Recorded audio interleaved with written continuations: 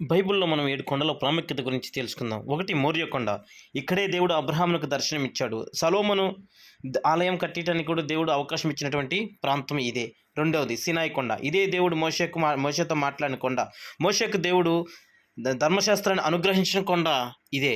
ఈ యొక్క మోరియా కొండ మీదనే, సీనాయి కొండ మీదనే మోషేకి దర్శనమిచ్చాడు.